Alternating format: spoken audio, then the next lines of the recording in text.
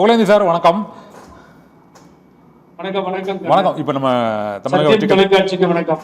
வணக்கம் சார். நம்ம தமிழக வெற்றி கழகத்தின் அந்த ஒரு இளைஞர் அருண், அந்த தவேக ஆதரவாளர் அவருடைய கருத்துக்களை சொன்னார். இது மாதிரி இந்த 22,000 பூத்துலையுமே எங்களுக்கு ஒரு 100 ஓட்டு இருக்குது.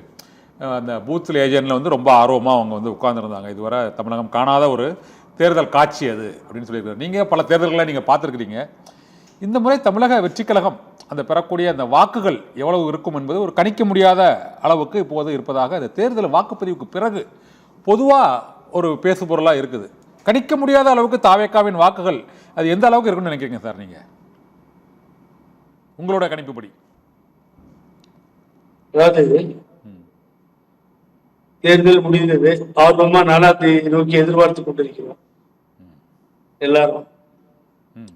இதுல நான் முதல்ல ஆரம்ப கட்டத்துல உங்களுக்கு நினைவு இருக்கும், உங்கள்கிட்டயே பேசியிருப்பேன் நான். 2வது இடத்தை எடப்பாடி பழனிசாமி தலைமையிலான அதிமுக பிடிக்க முடியாது.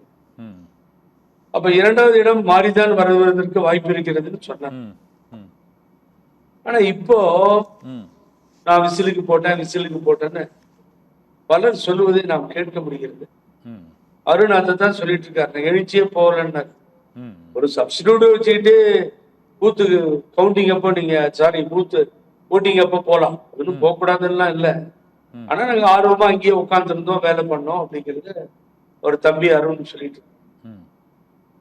இங்க என்ன பிரச்சனைன்னு கேட்டீங்கன்னா, ஏடிஎம்கேக்கு பிரச்சனை சொல்றோம். டிஎம்கே ஏடிஎம்கே அப்படிங்கிறதும், டிஎம்கே தாவேகா அப்படின்னு அவர்களுடைய தலைவர் விஜய் ஆகட்டும், நானும் முதல்ல இருந்து அதை சொல்லிட்டு தான் இருந்தேன். அப்புறம் நான் என்னுடைய கட்சி சார்பா திமுகவுக்கு ஆதரவு. ஆனா இன்னைக்கு கல நிலவரம் எப்படி இருக்கு கேட்டீங்கன்னா, எந்த கட்சியோடு சென்ற முறை பிஜேபியோடு கூட்டணி வைத்ததால் அனைத்து இந்திய அண்ணா திராவிட முன்னேற்ற கழகம் எடப்பாடி பழனிசாமி அணி அவர் தலைமையில இருக்கின்ற அந்த அணி 65+1 போச்சு, 66. ஒரு தடவை அடி வாங்கியாச்சு, ஆட்சி இழந்ததாச்சு, நாடாளுமன்ற தேர்தலில் தோல்வி, இன்னொரு நாடாளுமன்ற தேர்தல் அதுக்கு முதல் நடந்த ஒரு இடம் வந்துச்சு. இது எக்ஸ்பீரியன்ஸா நடந்ததாக அதிமுக தலைவர்கள் அத்தனை பேருமே பிஜேபி எதிர்ப்பிலே மூழ்கி இருந்தார்கள்.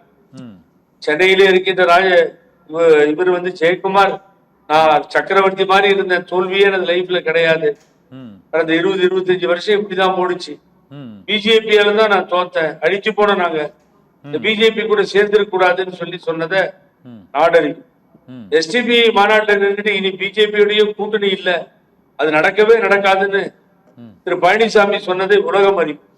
இது நடந்ததா இல்லையா? ஆகவே ஏற்கனவே நீங்க தோத்த குரூப் அது, அந்த தோத்த குரூப்போட சேர்ந்து அப்பாவுக்கும் பிள்ளைக்கும் சண்டை. நான் என்ன சொல்றேன், அதோட